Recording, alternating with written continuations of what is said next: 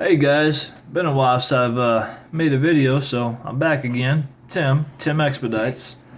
I initially wanted to make more videos when I started doing this. What's it been, a month and a half ago?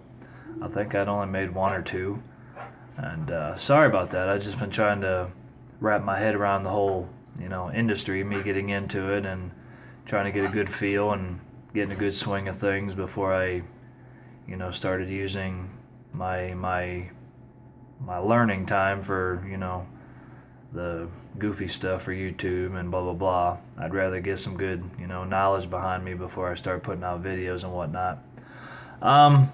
So basically, I mean it is what a lot of us figure it is, as far as the job itself. It basically reminds you of trucking. I mean you're basically doing the same job as a trucker, in an 18-wheeler.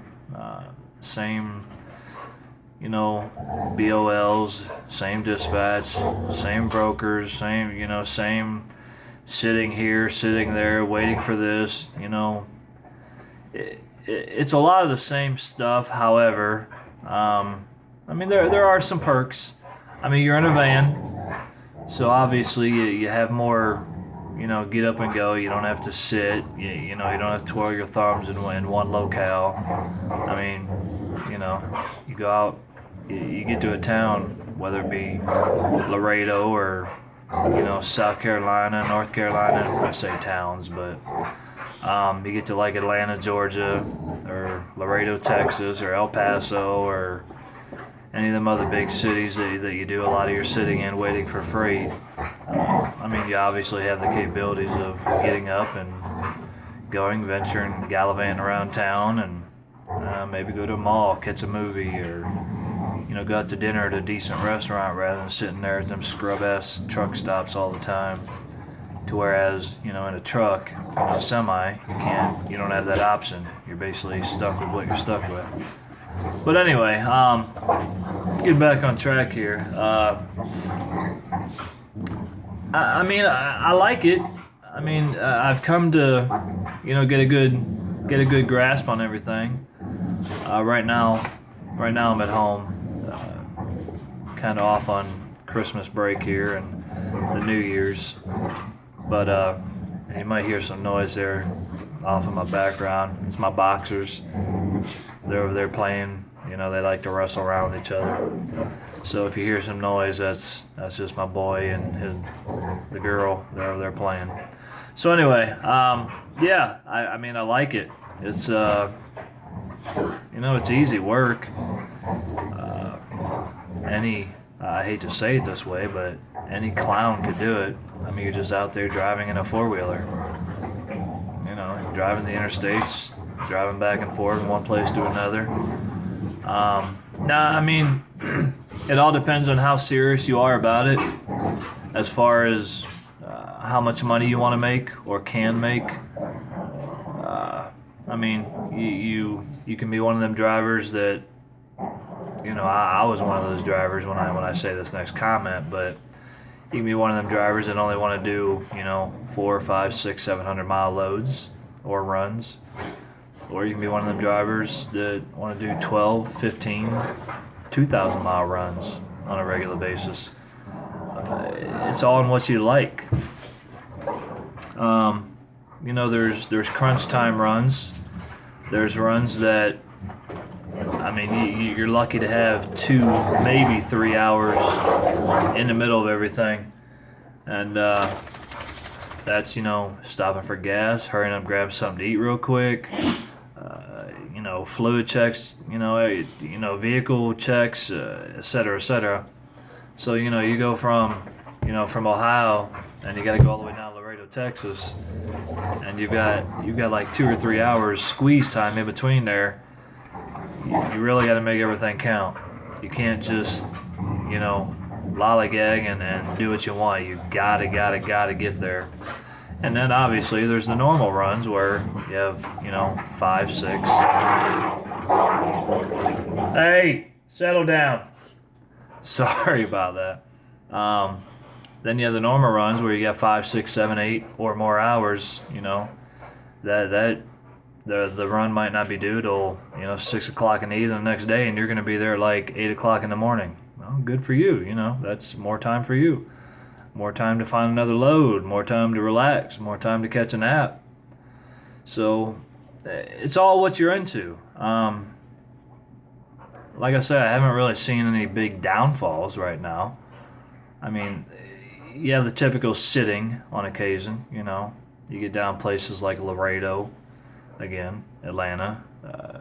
I can go on, and you'll take a load there, and you may sit for a day or two, waiting on your next run, or you may get there and get an immediate run right back out. It just, however it falls, it falls. I mean, but you can't stress out about it. I was one of those guys. My brother talked me into getting in this industry, and he told me the same thing, gave me the same spiel. He's like, don't freak out, don't get all upset, don't get stressed. The money's there, and blah blah blah. If you sit 2 or 3 days, don't freak out thinking you're broke. Which is what I did anyway. I'd be sitting somewhere, I'm like, oh my God, am I ever going to get out? Am I ever going to get money? Am I ever going to get paid? And yes, you do. You get a run in for a decent amount of miles, and you sit there, let's say, worst case scenario, 2, 3 days. Well, by then, at least our dispatchers, when I say this next thing, our dispatchers know we've been sitting all that time, so we're definitely not interested in a 2, 3, 400 mile run. We need something big, something that pays the bills to get us out of here.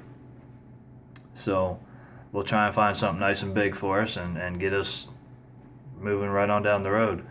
So, I mean, it all makes up for it in the end. Do you have bad weeks? Yeah, sure. Everybody has them. I mean, there's times where you only get, as an expediter, mind you. Now, those guys that drive truck for a living, big truck, they may freak out here in this next thing because they're used to all them big miles, blah, blah, blah. They have plenty of time to get to them. It's not like us. We don't have the same kind of luxuries as 18-wheelers in that aspect. But you have weeks where you get 1,500, 2,000 miles. That's enough to pay your bills. You basically break even, maybe make a couple few $100. And then you have your weeks where you make 2,000 to 3,500 miles, and you make great money as far as being an expediter.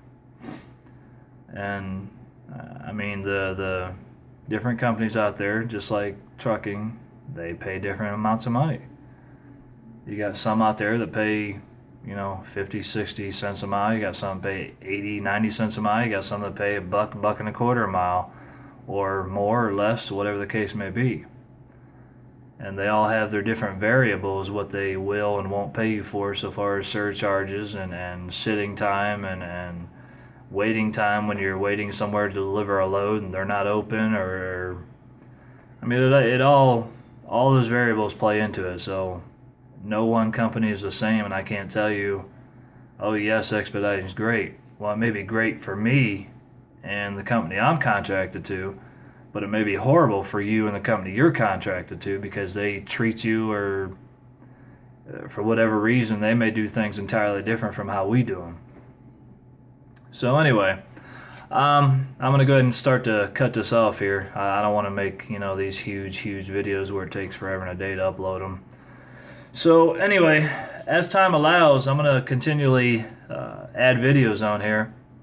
And I hope you guys keep up with me. If y'all have questions, please don't hesitate, man. Toss me a question or just say hello, piss off. I'm wrong, I'm right. Whatever you want to do, man. I welcome all the feedback. Any other tips, tricks, advice, knowledge that anybody else has out there, hey, bring it. And I'll bring what I got. I want to try and put together some sort of expediting community in the future here. And this is just a tiny little start of it. This is just me, myself, just trying to make my own little YouTube channel here. Trying to get some knowledge out there for guys that are interested in doing the same thing here. So hey, look forward to hearing from y'all. And I'll get back with you. I'll keep putting the videos out, letting you know what I think, what I see, what I know, what I learn. Ups, downs, my mistakes, everything. So Until then, guys, y'all take care, man. We'll see you next time.